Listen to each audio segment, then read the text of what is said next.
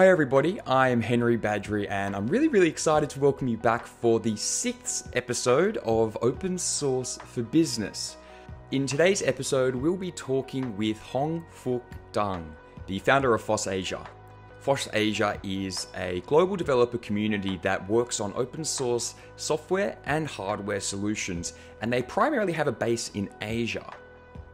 FOSSASIA also hosts a number of open technology events every year. Some of the interesting topics which we'll be diving deep into today include: what is the state of open source in Asia? What is innersource and why should any company care about it? And last but not least, how do you build great open source communities? This podcast is brought to you by Open Teams, the open source services marketplace where users of open source software can find, vet, and contract with service providers. To show support for this podcast, it really would help if you could leave a review letting us know what you think. You can also subscribe to our YouTube channel to make sure that you stay up to date with our latest content. Hosting this episode will be Eunice Chenju, the VP of Partners at Open Teams. So, if we're all ready, let's dive right in.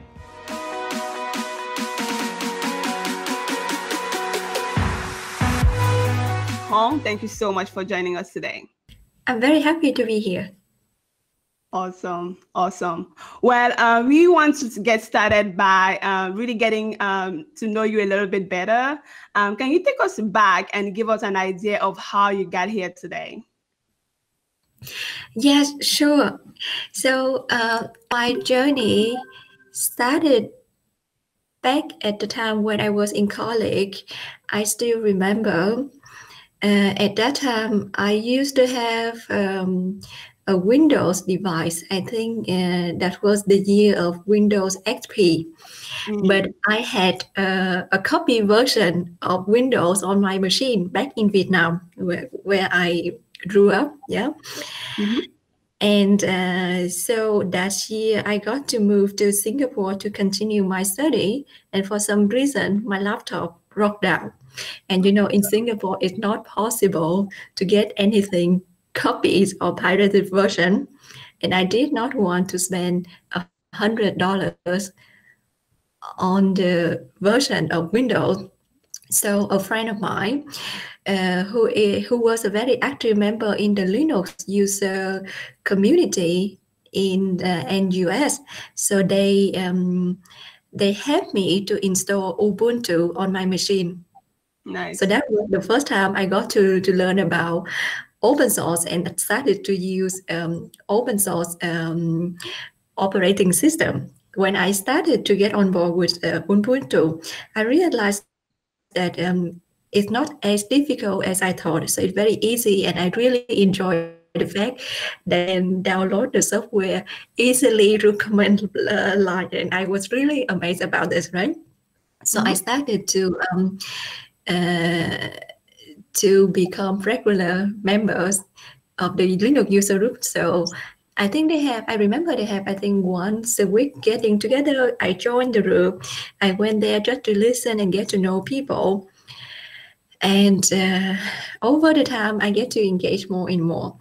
But I want to emphasize it wasn't the software that got me buy-in into the community, but the people who involved in the community. I remember I met very inspiring people who contributed to a certain open source project over 15, 20 years and was very excited to talk about this project. So I was amazed how people work voluntarily, but very happy with their work.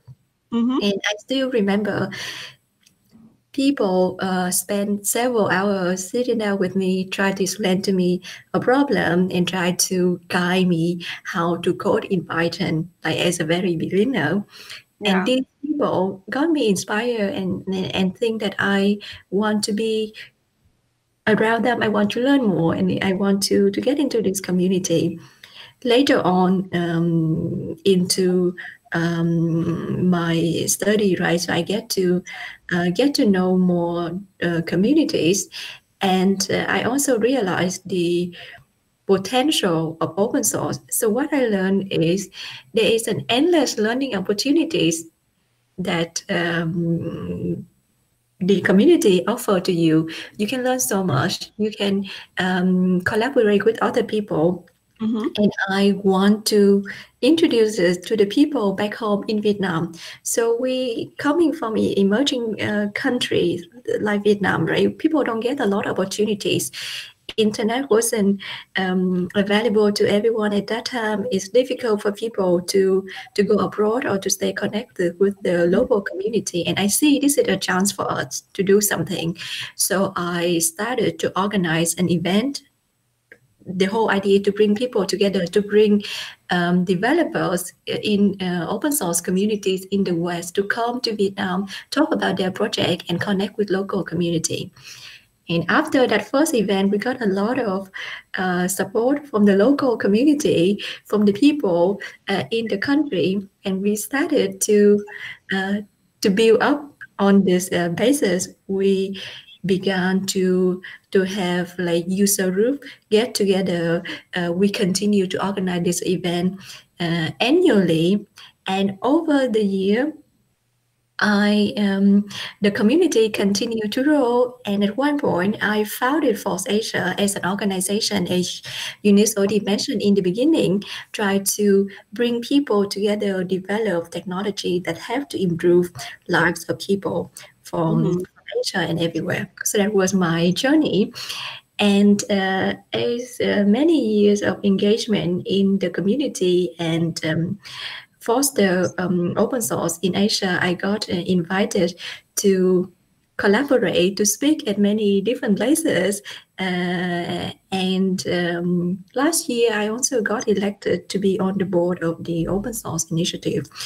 What I want to say is open source has given me so many opportunities in life, and I couldn't imagine how my life would have been without open source. And I also met so many good friends through this community. I feel really blessed and happy. That's awesome. That's really great. And your story just, it relates to so many other stories that I've heard in the past, where a lot of people, end up adapting, like open source because of the community, because of the people involved. And it seems like that was a huge part of you becoming an open source advocate. And I know you mentioned a little bit about FOSSASIA during your introduction, but I would love to go a little bit deeper. And if you could please tell us a little bit more about FOSSASIA and some of the projects that you're working on right now. Yeah, sure.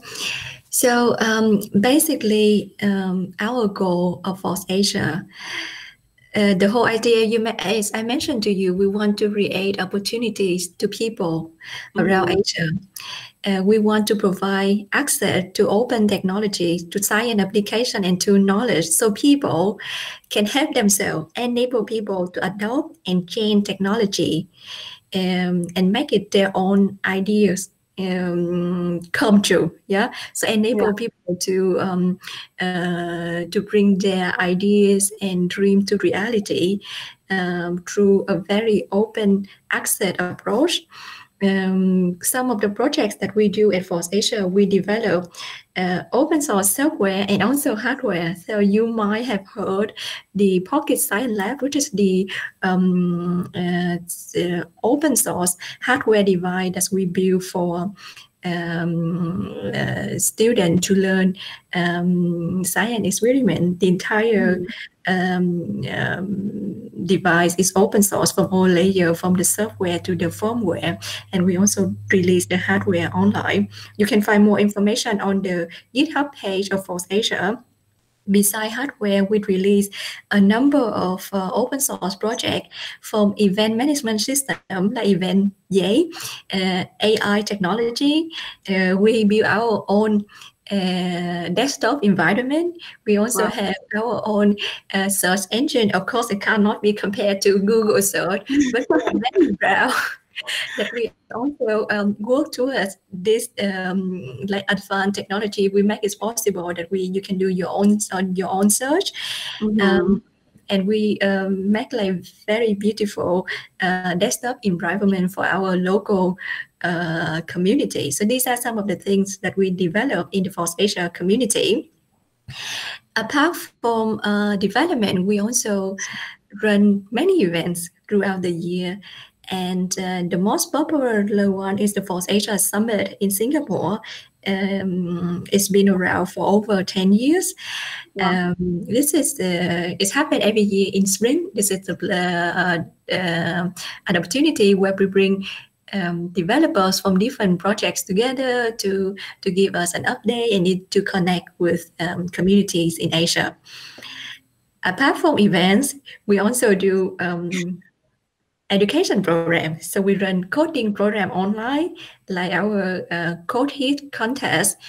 The whole idea of running online program or contest is to guide beginner how to contribute to open source project, not only in FOSSASIA, but in the entire ecosystem. So our goal is to train people, not like through school or through online lesson, but in a practical way. So people can participate by contribute to our repository online, to open pull requests or to raise an issue and get feedback directly from mentors on a real project.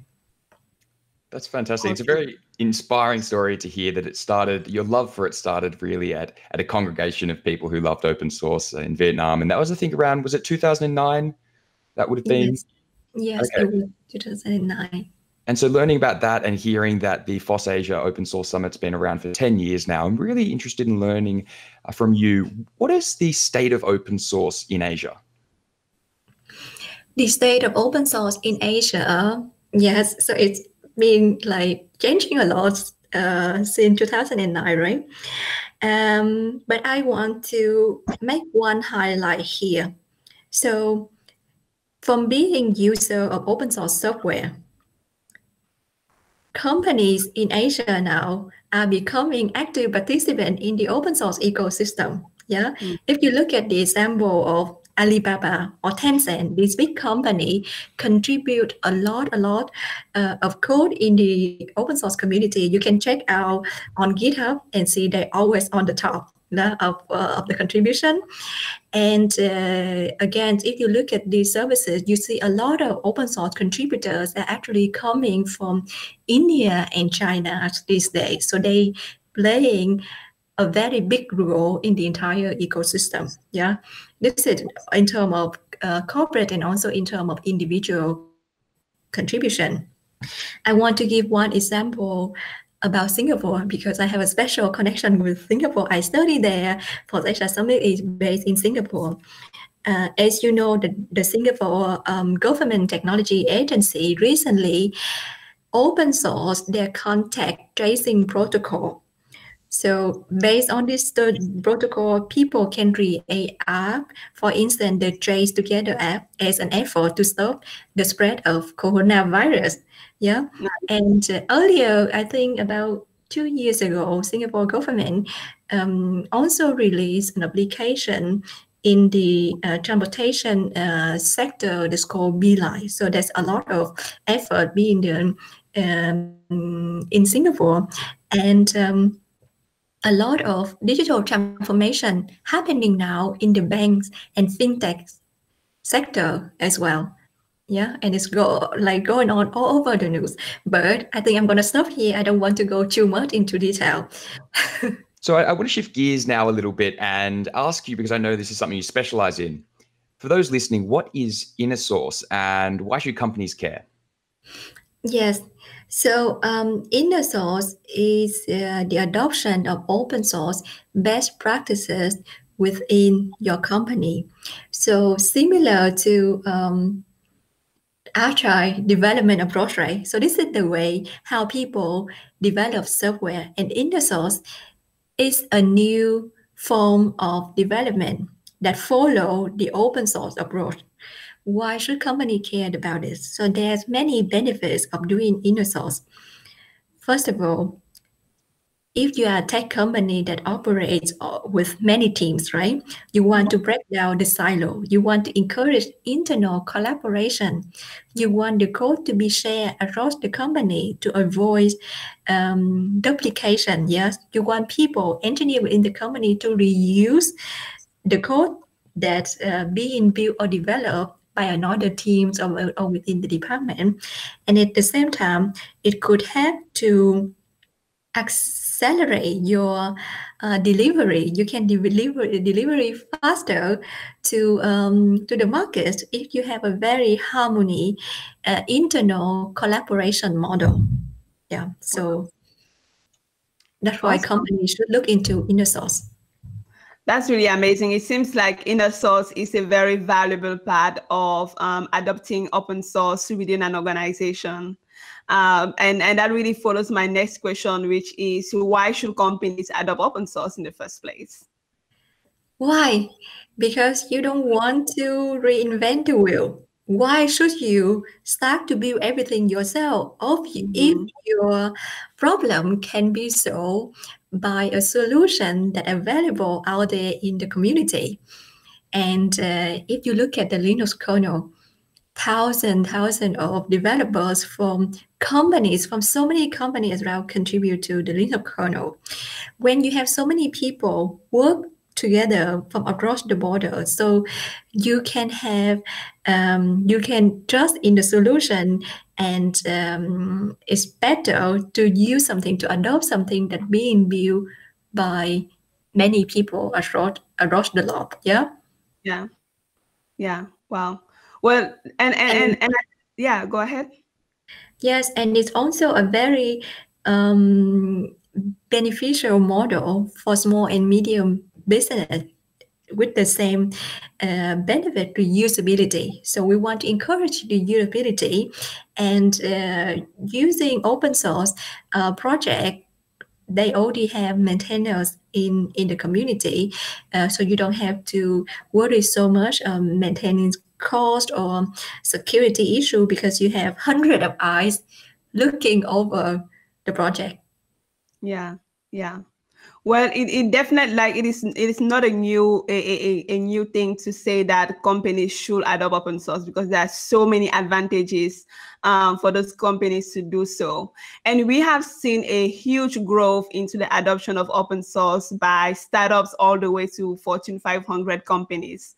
But one thing that we still hear is, several companies use open source, and I'm sure a lot of them want to contribute back to the community, but maybe they don't know how. So what would be your advice for companies on how to contribute back to open source projects they use?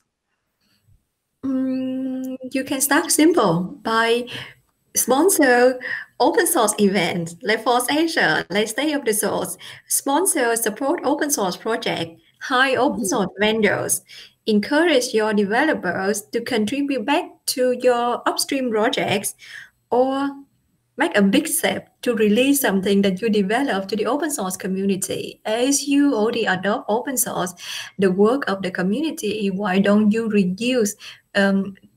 why don't you release your code so that people can also make a use of it? If everyone follow the sharing model, we can save the world a lot of resources.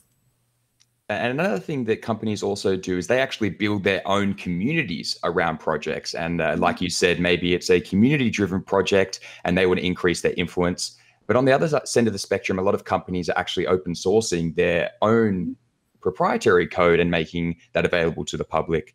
So just on that note, how can you build, or how have you found is a good way to build communities around open source projects for companies? For company, so first of all, you need to open. Okay, so I want to say that open as early as possible. So people engage in the open source community, they want to not only receive something that you push out there and ask them to use, but they also want to, the earlier the people engage, they feel more connected with you. Yeah, they feel more connected. And in order to attract the communities, as you know, the successful of any community is the people. So the people is the key. Yeah. So you need to have the driver of any initiative. Any open source project They have maintainers, they have contributors, they have the people who are taking care of design, they take care of documentation. So you need to make sure that you have the right people who can drive your community management, and to make sure that you have a very simple, I wouldn't say simple, you have a good open source governance that enable people in different background to join the community. And also there's a lot of things to it. You need to make it very easy for people to join. For instance, you need to take care of not only the code but the documentation. You need to have very responsive maintainers. For instance, if people want to contact your project or want to contribute, how are they going to contribute? Do you have it laid out very clearly to the public? Some companies, they really open source, but they do not actually accept contribution from the community. So it's very difficult to grow the community this way. So it's always need to be a two-way of an approach. So you give something, you receive something, but you also give other people a chance so that they can engage further and be responsive to the community. Yeah. I like that idea of give and receive. I think that's definitely an open source ethos, which has driven this huge growth. And it's been amazing because you've been here for the last decade and you've seen, I guess, so much change, which is really, really exciting. But what are you most excited about with regards to the future of open source? The future of open source. Open source now not only seen in software, but it's seen in other product development as well. So in firmware, in hardware, and as we heard about the term innersource, right? So it's not only around a certain technology, but it's a way of working, how people working together. The whole idea of sharing and open collaboration could have us people around the world to create cool and exciting product. And if we look at the situation right now around the world, the pandemic, how can governments across the continent working together? The example, very good example, how Singapore government released their app. So we need more example like this, where people willing to bring the idea of open and sharing come together to fix problems in our society. So this is something that makes me very excited about. Well, Hon, thank you so much for sharing all these insights today, and thank you for your time. We really appreciate it. Thank you very much for having me, and all the best to the open teams. Thank you. Thank you. Thank you. To those of you listening, if you liked what you listened to today, then please like the video and subscribe to our Open Teams YouTube channel. And if you're listening to the podcast, then please leave a review and let us know what you think. Next episode, we will be talking to Phuc Dang, the manager of open source enablement and compliance at Synopsys. Stay safe, everyone, and until next time, thanks for listening.